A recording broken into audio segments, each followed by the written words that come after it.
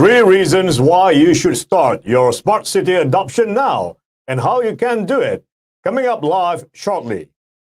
This episode is brought to you by ITMax System Sdn Bhd.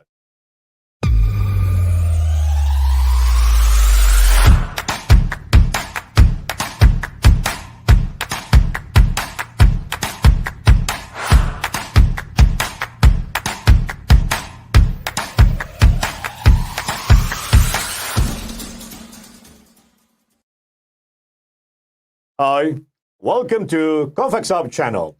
I'm Bonnie Rizon, your host for Expert Insight at Live, a broadcast series featuring forums and interviews with industry thought leaders on market, policy, strategy, technology, and innovation that steer the industry growth.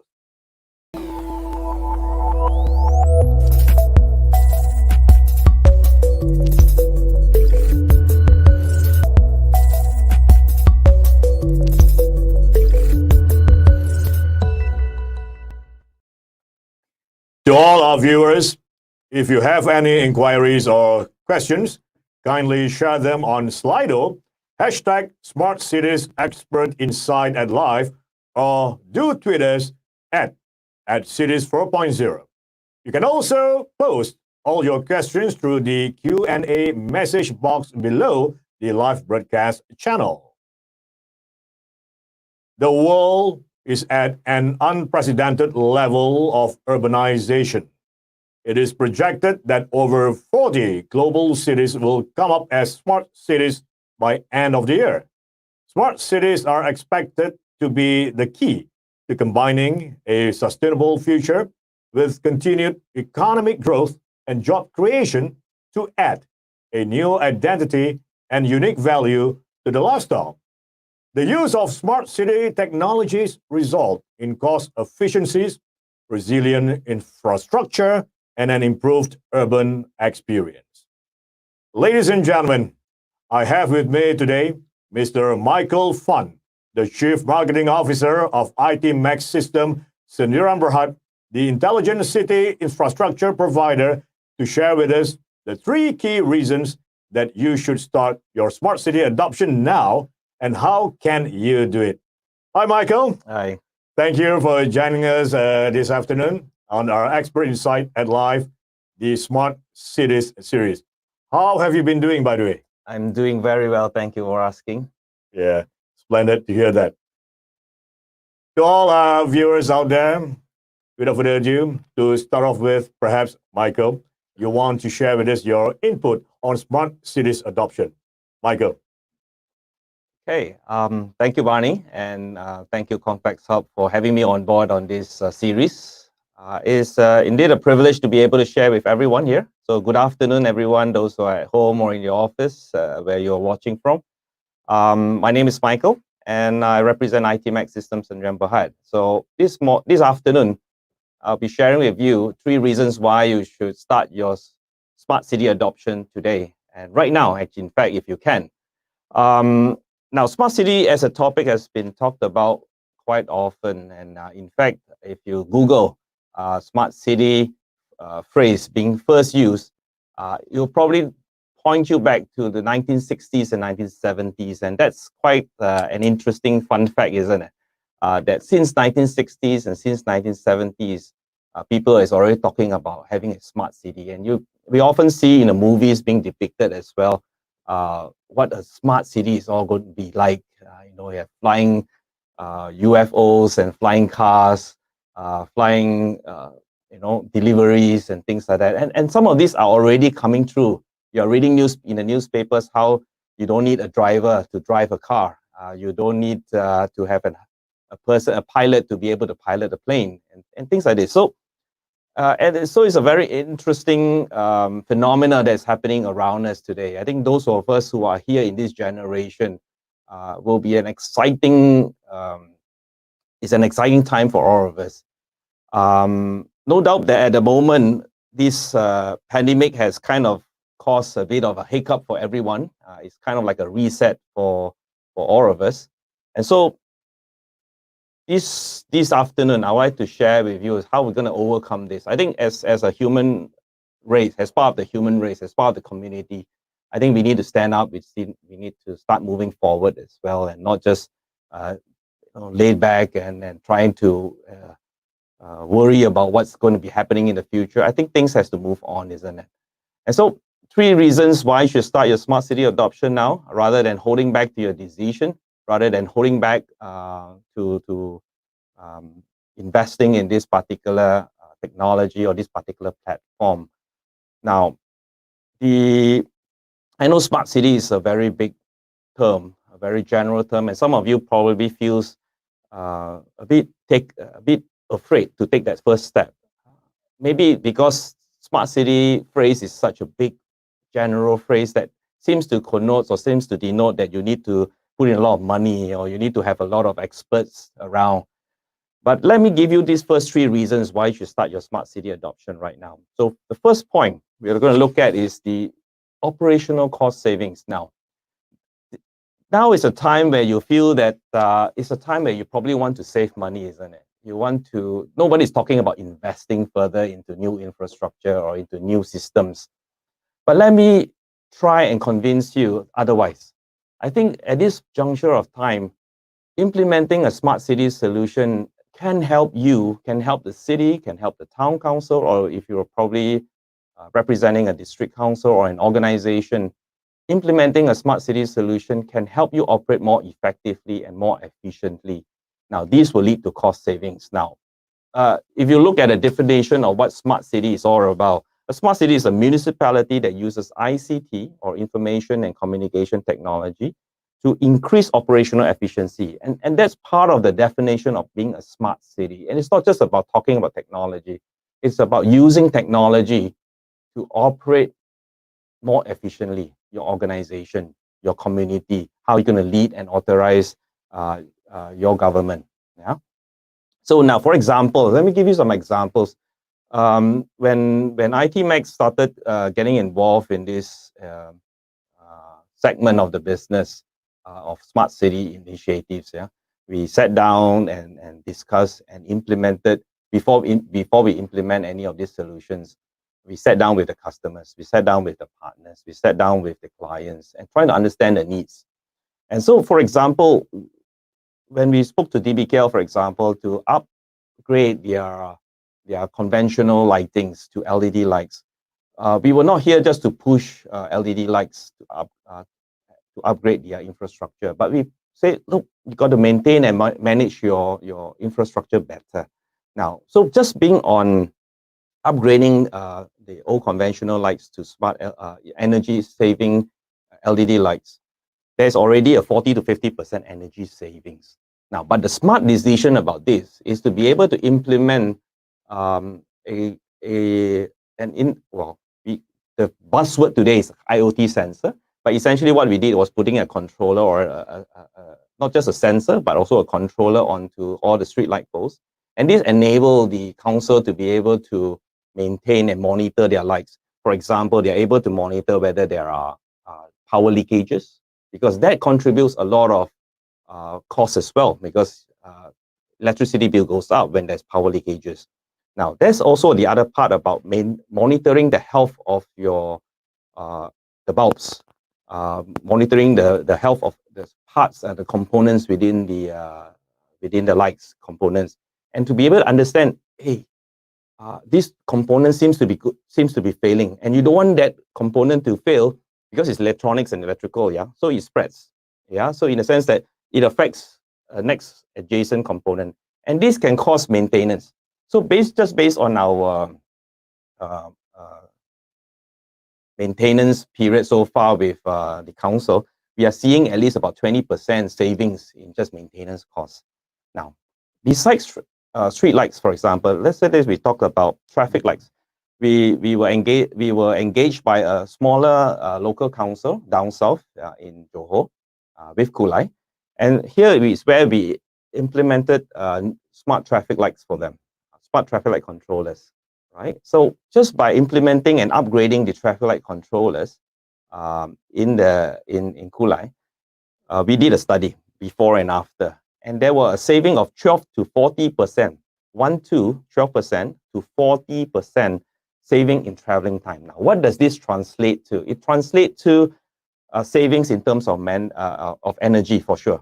You save petrol, right? You save petrol, you save costs, and the knock-on effect is also that you see a reduction in the number of maintenance and manpower that needed to be on the ground to direct traffic to and here as well there is also an increased community happiness as well, because you now have less angry drivers on the road, isn't it? So there are evidence of operational cost savings, and so this is my first point, that implementing a smart city solutions can help you to save costs. Now, authorities can also be a catalyst, and I think that is a very important point as well, especially during this time of where the economic is so badly affected. Investing is probably the last point in your mind, I know. Spending more money is the last thing on your mind. But really, it should be the first thing on your mind. This pandemic has taught us many lessons, and one of them is understanding that somebody has to take leadership.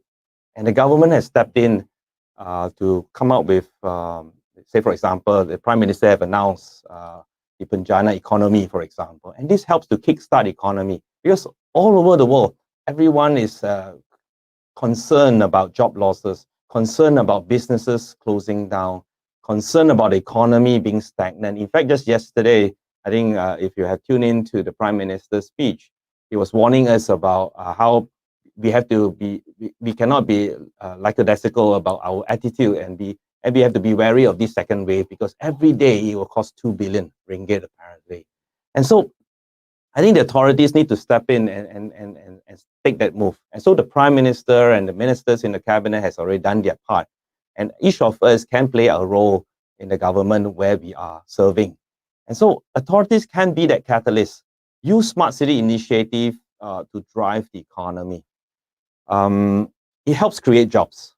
When you are able to create new things, bring in a new platform, bring in a new initiative, the idea is to create opportunities for the community to move forward as well. And then I think this pandemic has also taught and pushed our community to adopt new ways of doing things. Yeah, my parents have been, just recently started to use the e-wallet, for example.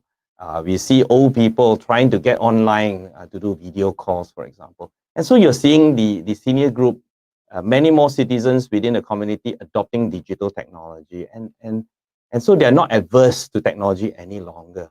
And so this will be an opportunity for us to use smart city initiatives to pick up the economy, to drive the economy, to kickstart the economy. Now, this leads to my third point.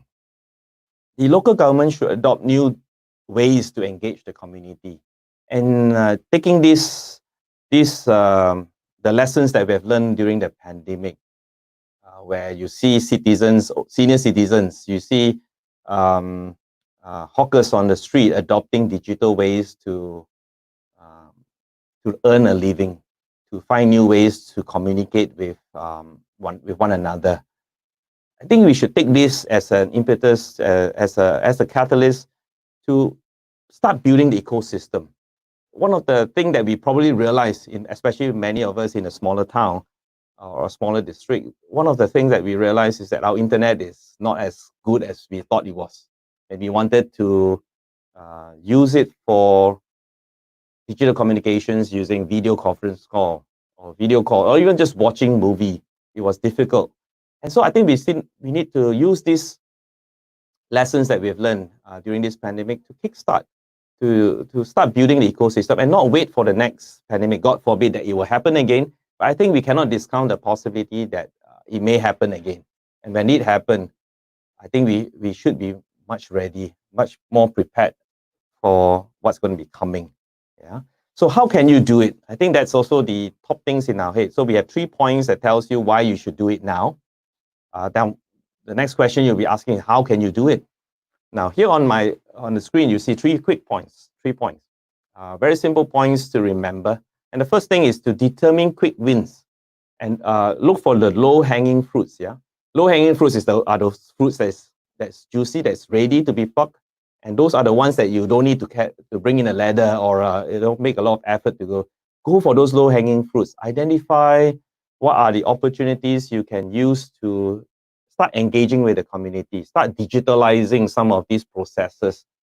Maybe it could be a simple thing as filling up a form rather than, so encourage your community to go online, for example. So determine quick wins that will help you get that momentum going. Yeah. So identify and determine quick wins and low-hanging fruits. Second way of how you can do it is to choose a proven solution provider. And I use the word solution provider partner. Now, you need to do your study, of course, do your homework. Identify, and then you choose a proven solution provider partner to journey with you. Now, you see, smart city solutions is or initiatives is not a one-time exercise. You're not just to sit around as a committee or a tender committee to decide what equipments you want to buy, what system you want to develop. Smart city initiatives is actually a journey. So you need to find a solution and a service provider that is able to journey alongside with you. That's why I use the word partner, so that he partners and walk alongside with you. You don't want them to deploy and push a product to you, and then after that, they move on. You want a party that can journey alongside with you so that they can educate you, they can understand what's happening, they can customize and make all the necessary changes because no one size fits all, yeah? So you need to be able to customize to your local requirements, your local demographics. So choose a proven solution provider partner. Now, when you have a proven solution partner that can come in and journey with you, look for and explore flexible engagement models with these partners. Yeah. Remember that I mentioned that they are here to journey with you. So you want to have a very flexible engagement model with them, and it's not just a one-way journey or a win situation for them and not a win situation for you. So it has to be a win-win relationship. So I would like you to explore some of the flexible engagement models that your partner may promote to you. You can counter propose. I mean, you are, after all, one of the major stakeholders as well. So these are 3 key points that how you can really quickly do it. Determine quick wins, go for the low-hanging fruits so that you can have a kickstart, you can move forward. And because with every quick win, you're confident of moving to the next step. And choose a partner, a proven solution partner that can journey with you. Because it is a long journey and you want somebody that can continue to partner with you. And then engage with flexible engagement models. Use flexible engagement models. It could be use now, pay later, or it could be a rental model, or it could be a risk sharing model, for example. So there are several flexible engagement models you can explore with them. So talk to your local solution provider partner. Of course, you can put in your questions on to us as well, and I'll see if I can answer them later on as well. So these are 3 quick ways on how you can adopt your smart city adoption. Back to you, Marnie. Thank you, Michael. Insightful sharing so far. I love hearing the knock-on effect you mentioned earlier, the positive impact, All right, as what you mentioned, once again, as a reminder to all our audience out there, keep on sending your question, keep on posting your question. This is a great opportunity to all of you, indeed. All right, Michael, once again, for the benefit of our audience, perhaps you can share with us a more practical examples of how smart city initiatives can help in job creations and also to create more opportunities for the local community and also enterprise. Okay.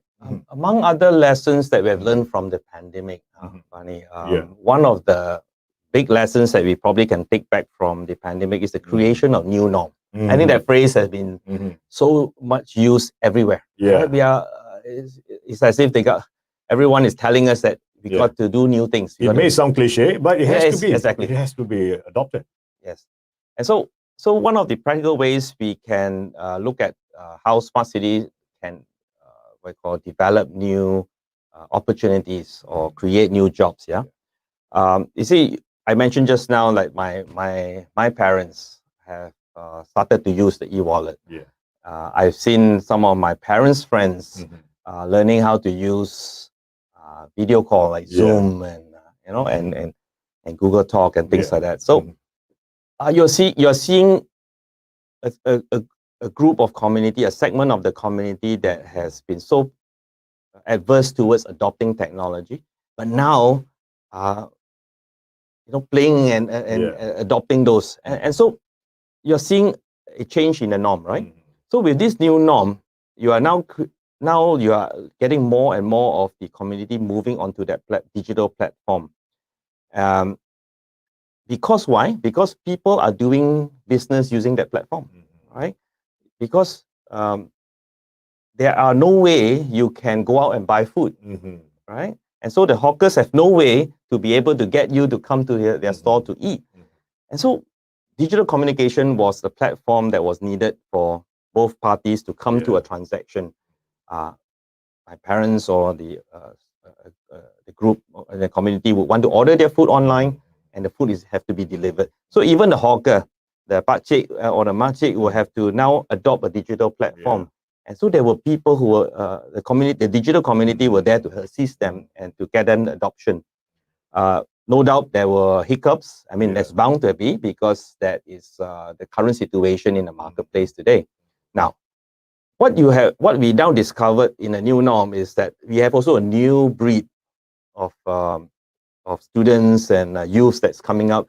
They're so used to using this, but they are seeing the older folks still struggling with that. But we are seeing the older folks coming in, adopting this, and not just older folks, but also the some of the marginalized group that may not have access to such platform are beginning to have access to this and beginning to adopt it as well.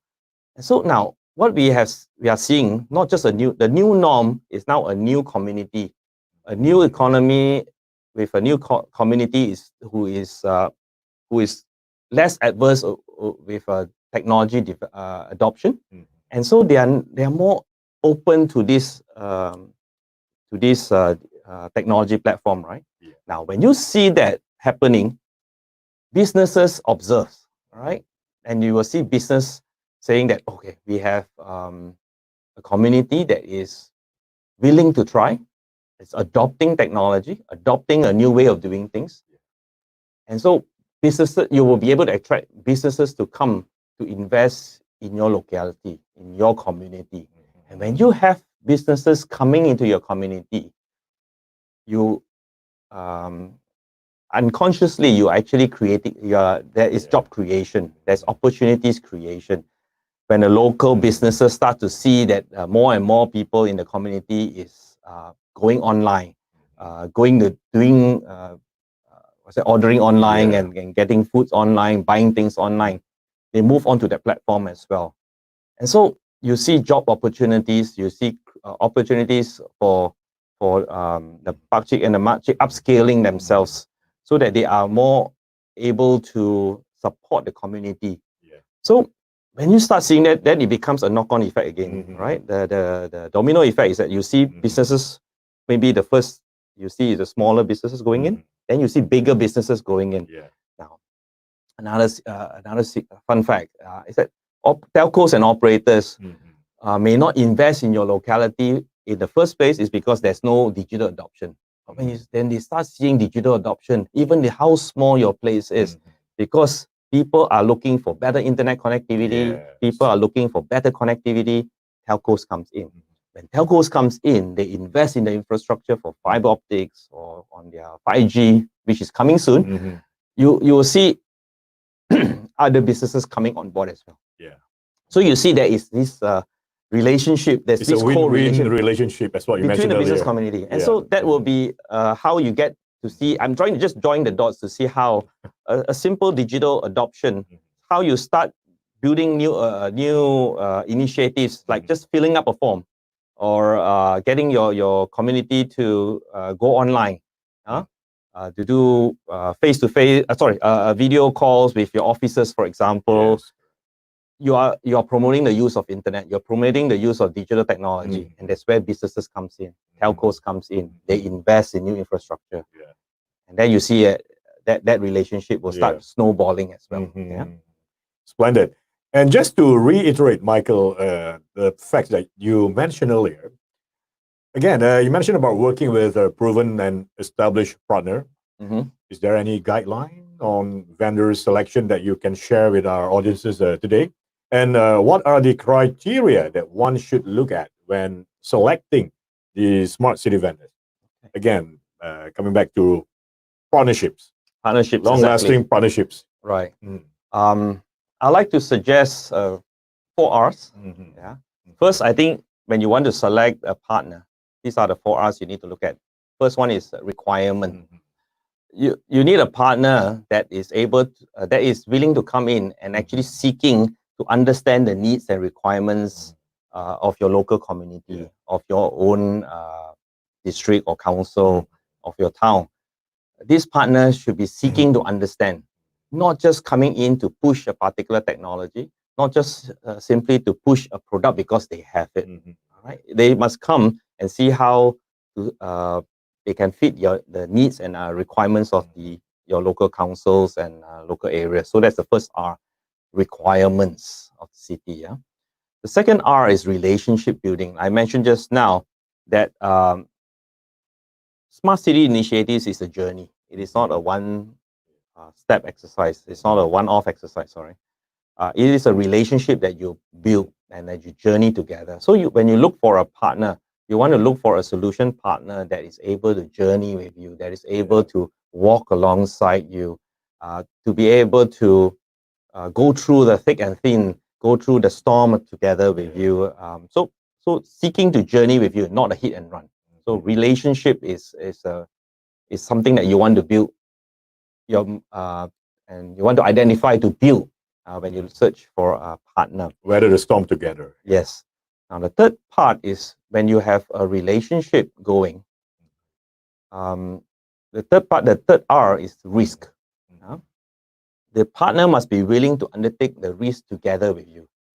Like I mentioned just now, it is a journey. Smart City Initiative is a journey.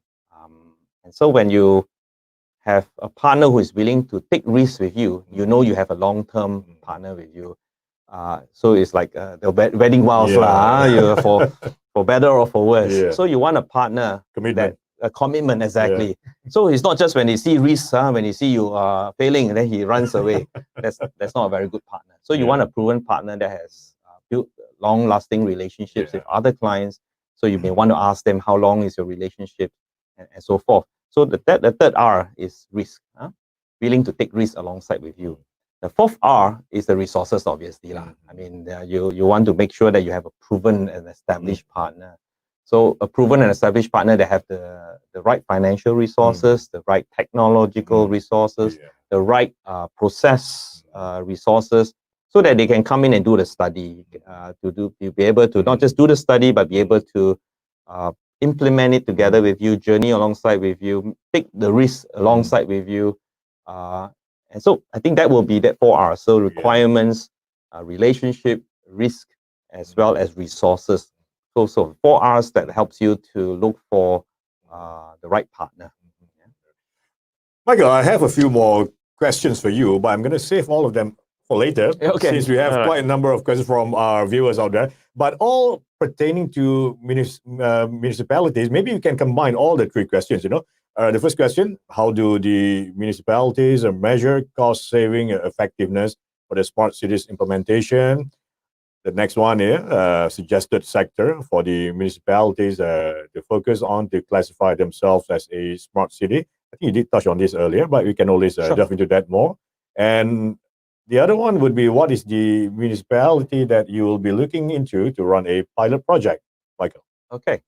So let's take the first question first. How do the municipalities measure cost-saving effectiveness for their smart cities implementation? Correct. Now, first and foremost, of course, you need to identify the area that you want to look into specifically first, right?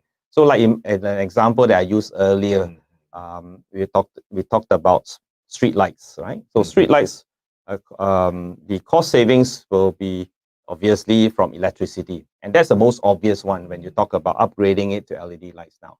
But besides that, you also be looking at the other cost components that may come into it. You have maintenance. So when you have upgraded older mechanical equipment to a more modern equipment, there's definitely cost savings in terms of effectiveness of the use of those bulbs, for example, right? So there's maintenance cost savings. And then you have also people costs when it comes to maintaining.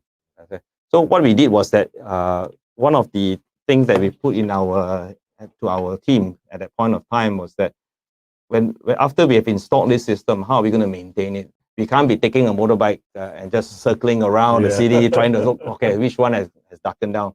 So what we have done is that we have installed smart sensors and controllers on some of these street lights that will enable us to search out for where are the places that has failing equipments or going to fail, so that we can do preventive maintenance. Now, when you have all this in a system, because all these are digitalized, so everything is in a system, there's an audit trail. What's happening, which particular light has failed, or which particular component is failing. You are now able to generate reports from the system. Now, so one of the things that I did not mention earlier was that the use of information, the use of data when you have smart initiatives or smart equipment on some of this infrastructure. So when you have a smart infrastructure like on the street lights, our equipment are not there just to monitor whether the equipment are failing or doing well. It is also capturing information. It's capturing information like voltage reading and ampere reading. Okay. So when it moves away from the general working norm, we know that something is not right. And so when there's a higher voltage or a higher ampere reading, we know that it's taking more electricity. So we're trying to squeeze and sweat the assets to try and reduce the cost even further by making sure that the voltage and ampere reading is regulated within that device. So if it has gone above, then we need to do some level of preventive maintenance so that it sticks to that, rather than waiting until the equipment fails. We can go there and save the components first, right? So I think that's that. So when you talk about how you measure, reports are very important. So you need to have your before and after, obviously. So I hope you have been saving your electricity bills, record. I'm just kidding. I mean, you have reports that is in the system that will be able to tell you what's happening and what's not happening, what's doing well and what's not doing well, right? Now, if I can go to the next question. What is the suggested sector for the municipalities to focus on to classify themselves as a smart city? Again, I suppose the definition is you're trying to define smart city. Now, I offered a very simple definition for smart city just now, which is that it's a municipality or an organization that uses ICT or information and communication technology to operate your organization effectively and efficiently. Now, the value is not put on the technology or how much technology you use. The value is put on what you use the technology for. Right? So in this case, if you use technology to save energy, to save maintenance, or to save travel time, for example, just now I mentioned about using in the travel or transportation model, you see how technology is used to enhance travel time, to save costs in terms of petrol usage, to generate a more happy driver on the road, right? So these are probably some of the sectors that is visible, not only in terms of how the council, because the general community recognizes that these are the areas that when it comes to city infrastructure, for example, it comes under the purview or responsibility of the local council or the organization that manages the. So they see that this is your responsibility, right? And so that will be the most obvious way to show and communicate to the community that you're doing your job, that you're trying to improve the lifestyle of the community, and you're trying to bring value back to the community, because the community pays taxes, and so they pay assessments, and so they're expecting some level of service level from the government. High expectation. Exactly, the expectations are placed there, and so I think these are visible when it comes to infrastructure management, and these are visible sectors that perhaps I can suggest that the municipality can look into as well, because there are also many aging infrastructure Yeah. out there. And when you talk about aging True. infrastructure, I know the old cliche is that if it's not broken, don't play around with it or don't fix it. Don't mend if it's not broken. Don't mend what's not broken, right? So, but what is happening is that with aging equipments, it's also deteriorating in terms of the performance. And so the performance are not optimized anymore. Yeah. And it's probably using more electricity. It's probably taking more, say, more effort to maintain and to make sure that it's running. Take, for example, your car at home. Your 10-year-old car will not be as petrol efficient as compared to your new cars, right? A 3-year-old car. And so that will be a good model to relationship to look at. Yeah. The third question is... Yeah, Michael, they have to be smart municipality first. Well, not necessarily. I think maybe I should correct that for a while. You don't need to be a smart municipality first to start your initiative. You need to be a very courageous municipality to take that first step. Because I think when... take the first step. Take that first step. True. Because if you don't take that first step, also the old saying, a journey, a long journey begins with the first step. Right? So you need to take the first steps. Otherwise, that destination will always be a dream, a distant dream. And so you can dream of being a smart city. You can dream of being a smart town or a smart district. But if you don't take that first step, being courageous to take that first step, you will never be able to do that. So it will always be just a blueprint, printed nicely and prepared nicely. You spend a lot of money with the consultants to do up the blueprint, and you have that on your shelf. Great reminder from Michael to all the municipality out there. Don't be skeptical. Okay, take the first step. Be brave enough. Okay, Michael, the third one, the municipality that you'll be looking into to run a pilot project. Interesting. Well, we are obviously, ITMax is open to work with any councils. So you can't mention any details.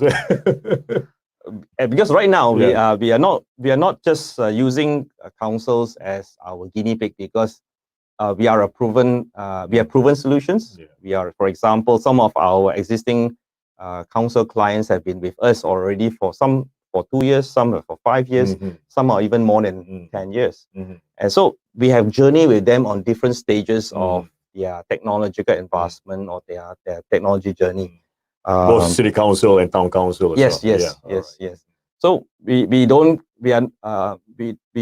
treat any councils or any new clients as a guinea pig. So, but of course, if you want us to run a pilot project with you, we are more than happy to journey alongside with you. Because at the end of the day, I think it's about understanding what your requirements are, and then we take it from there. Great, splendid. We have another question, Michael. Does ITMax explore to working with the overseas vendors? Interesting. Oh, of course. We don't opportunities. We don't admit to be the best in everything. I think there are definitely a lot of technology partners, a lot of smarter individuals and companies out there as well. And we want to bring the best of breed. But at the same time, what we bring in our value into the whole solution. I mentioned ITMax is a solution provider, and we want to move towards a service provider, providing a service. Now, we're not here just to push a particular product or technology. There may be very fanciful technology, but if the infrastructure is not ready to take it, or the local community does not require it today, we can stagger it to a later point. So we are not here. So we are here to work with any parties that can offer a value-added solution that can add value to our existing proposition, to our existing solution profiling, to our existing offerings. So we are more than happy to work with them. So today we do have several international partners that works with us. We treat them as partners because we come in with the business mantra that if we treat and work with our customers as partners, we want our vendors to work with us as partners as well. So journey together with us. So we don't call them as vendors, we call them actually as our partners. Splendid. Michael, earlier on, you did touch about flexible engagement models. Could you share more on this that our authorities could possibly adopt? Okay, Mhm. thank you. Yeah. Thank you for the question. Yeah. Flexible engagement models can come in different forms, all right, Mhm. depending on how creative you are. Like I mentioned just now, I think one of the first thing that that you have in your mind that's probably blocking you from exploring smart city initiatives Mhm. is about finance. It's about the dollar sign. Yeah. Yeah. So we understand that in ITMax, we understand that is one of the first concern, because when you are asked to spend X amount of dollars, you expect X amount of returns. Return. You also expect an X amount of risk involved Yeah. as well. So the Yeah. bigger the amount, you feel more fearful about making Yeah. that decision. And so in ITMax, we have been journeying alongside with some of our partners, with our clients here.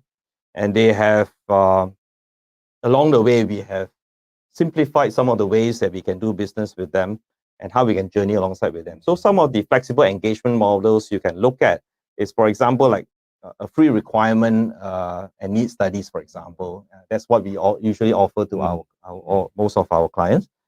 Of course, one of the ideas you can look at is zero or very low capex, capital expenditure. So when you have that, you have a very easy starting point. You don't need to put a lot of money up front, and then you're stuck with a big server or a big equipment. Yeah. And so you can explore a zero or a very low capex, or even go beyond that and look at zero or low upfront costs. Yeah. Not just capex, but maybe even no installation costs or very low installation costs, all right, or implementation costs. You can explore things like in our company, we offer monthly subscription model as well. Okay. So you can subscribe to a particular service. That's why I said we are not just coming in as a solution provider, but we can come in and provide it as a service as well. So you can actually subscribe to a particular infrastructure or particular, just like you subscribe to internet connectivity. We can use the same model as well. Right? And that's something that you can also pass on later on. Some of your services or some of the smart city initiatives need not be totally borne by the council themselves. They can actually pass it on as a service cost to the community. And I think the local community, when they see that there are things being done more efficiently, things are being done more effectively, they have lesser waiting time, for example, they are kept informed, they are more than willing to pay a certain fee for a particular service. Yeah, so a monthly subscription model is something that we can offer. I think a very common model today, also you have rental models or you have a leasing model, right? So you can do that as well. You can also observe from a short to long-term partnership model. So that will determine also the kind of risk profile, the kind of flexible engagement models that can be adopted by both parties. The keyword flexibility. Yes. So we have a few of these ideas that you can use. You can suggest that to your vendors or your partners. Yeah. Fascinating opportunities indeed. Michael, in your opinion, how easy or difficult it is for a secondary or third-tier city in Malaysia or in the region, within the region, of course, to adopt the smart cities initiatives? Okay. Secondary or third-tier cities or towns we'll probably put towns and district councils into that particular area. So actually, in my opinion, I think that it is actually easier. Why I say it's easier is because I think smaller towns and smaller cities, or in this case, a secondary or a third-tier organization, has less bureaucracies. Right? You have less rules. You have less bureaucracies. Less red tapes. Red tapes that bounce your hand from making a decision. And so that makes it already a major obstacle that's been removed, right? Now, number two, it has less parameters to study, to consider. What I meant with that is that when you have a smaller community, you know the problems and the needs and the requirements of your towns much better. Okay. Unlike in a complex city like Kuala Lumpur, for example, there's so many different groups of demographics and people group and foreigners and segmentation. It's a And, melting pot. exactly, right? And so sometimes it's very difficult to make that decision to implement what will best fit and serve your community. So a second and third tier city or town has less parameters to consider. So it makes it easier for you to study and identify the needs and requirements. Now, maybe finances is a struggle for a smaller council or organization. You may not have as much income as the bigger boys, for example, right? And rightfully so. I do acknowledge that that is a possibility of that. And that's where you're engaging the right business model with the right partner is very important. They're able to journey alongside with you and reap the rewards subsequently or at a later stage. And so with that model, I mean, we have small communities, the tunes of a few 100,000 population, and they are able to journey with us, right? Again, Michael, take for example, not only within Kuala Lumpur itself, the Klang Valley itself, very colorful, very colorful, and it's so that's considered a big. You have first tier, community, second tier as well in regard to the municipality. True. That's true. That's true. Yeah. So finances can be a struggle, and it's something that you can work alongside with your partner to try and get your partner to journey alongside with you and take some of that risk. Now, the other thing to recognize is that return on investment must be reviewed as not only an income to the council organization. If you look at it as say, okay, this project, what is the ROI to me? It should not be just income based, because there are some infrastructure that doesn't give you a particular set of direct income. And so you have to evaluate the income from to the society. It's not that straightforward. Yeah, exactly. So you have to evaluate the ROI from the perspective of returns or income to the community by way of say for example, just now you save time in terms of traveling. Right. So indirectly it helps to save petrol costs. Right. So if the community benefits from it, and they see it as a result of more effective and coordinated traffic lights, for example, less malfunctioning traffic lights, traffic moving smoother, I think the community will be happy, right? And so that you are adding that ROI to the socio-economic of your community, right? So that's, I mean, yes, no doubt sometimes it's a bit difficult to measure. But I mean, there are ways to do it. Perhaps doing a public survey, or perhaps doing regular engagements with the community. Because at the end of the day, smart city initiatives is also a decision making that can involve the community as well. Because they are, after all, a stakeholder as well, and so they can participate and they should participate in any of the decisions. So somewhere along the line, further down the line, you can do that. You can involve the local community into it as well. And so review how you look at ROI. Don't just measure ROI from the perspective of income or, so don't go and start increasing your assessment or increasing your taxes. But there are different ways to recover back these returns. Community involvement is very important, very crucial indeed, to make the smart city initiatives work. Michael? Yes, it is. It's true. Michael, what would be your last advice to our audiences out there in mapping their smart cities initiative? Okay. Well, I think to get the ball rolling, there are already a lot of resources available online. But the first thing I will like to advise you to do is actually review from KPKT, Kementerian Perumahan dan Kerajaan Tempatan, right? KPKT has launched their Smart City Blueprint. Very true. Last year, right? And I think the first thing we need to look at is that blueprint and use it as a guide. Right? Don't take it bulat-bulat and say, oh, I must implement it from page 1 right down to page 200. No. I think take it as a guide.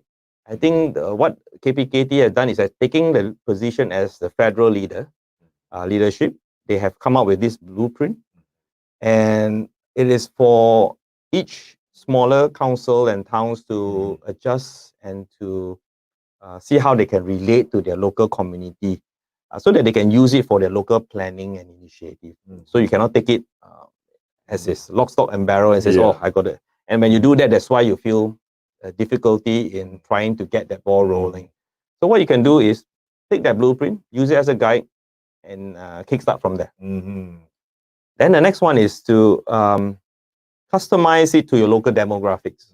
It's very important that you customize it to your local community need, because you don't want a backlash from your community by, oh, you're spending so much money on decorative lights, for example, and so what benefit can I get from here? And so you have a group of stakeholders that you need to respond to, you need to be able to answer to whatever smart city initiatives you want to implement in your city. And so customize whatever blueprints, whatever smart city technology that you may have, look at your current needs in your local community and demographics. Then identify areas. I think this is very important. I mean, a very simple, good first step you can take as well. Identify areas you can go for quick wins. You don't need to go after the big infrastructure projects, but you can go for the low-hanging fruits and identify them as your quick wins.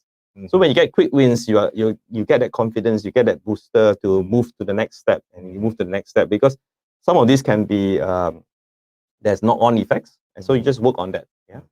So of course, finally, is like what I mentioned today is 3 reasons why you should start your smart city adoption now. So don't wait. I think you should do it now.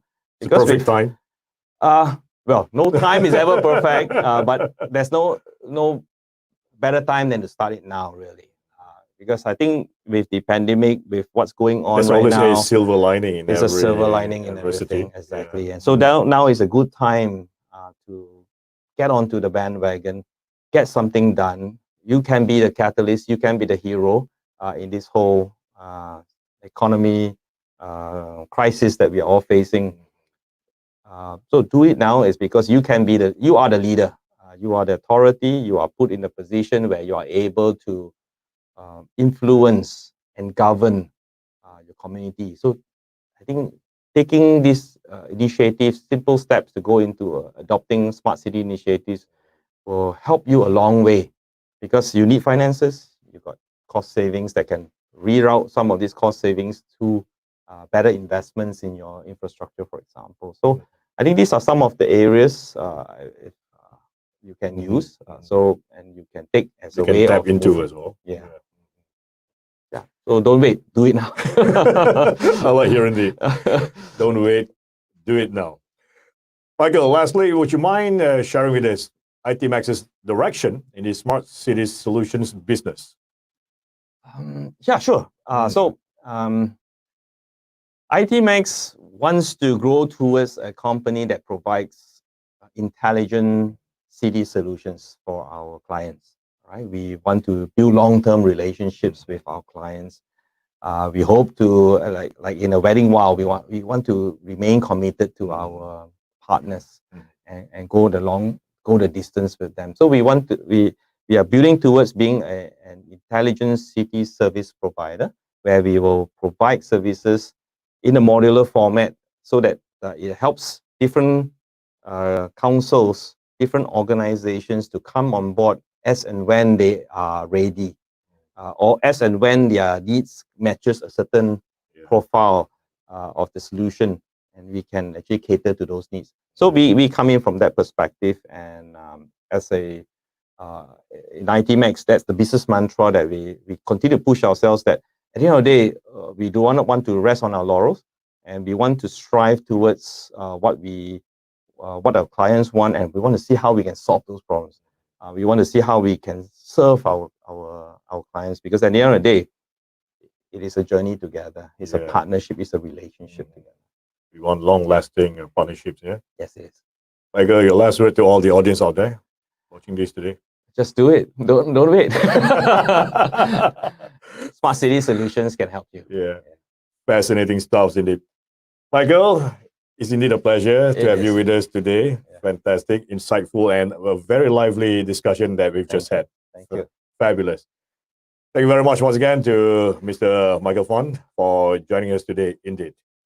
Before we end this session, we would like to share a video on ITMax, the Intelligent City Infrastructure Provider.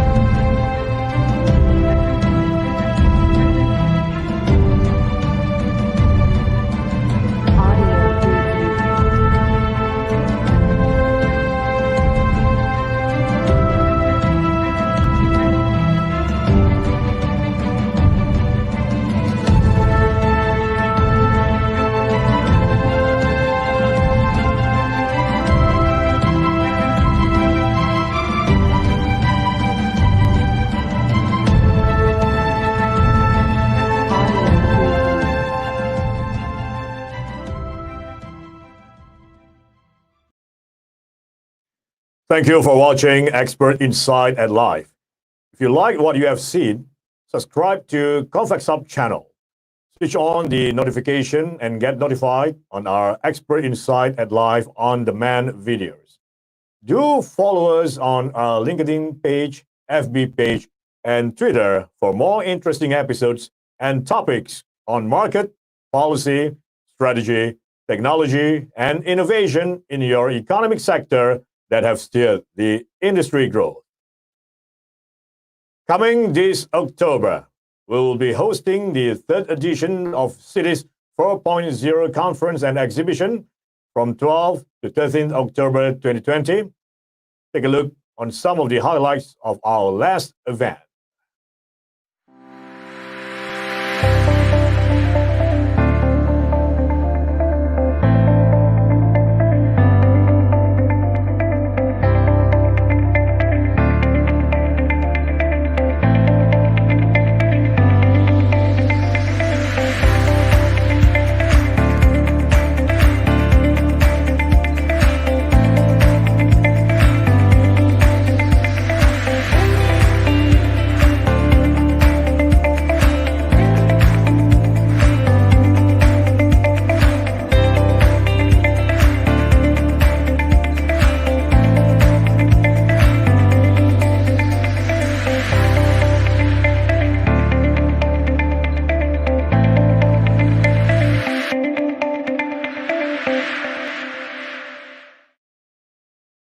Coming up next, Road Towards a Cashless Economy, 11th August 2020, 2 p.m.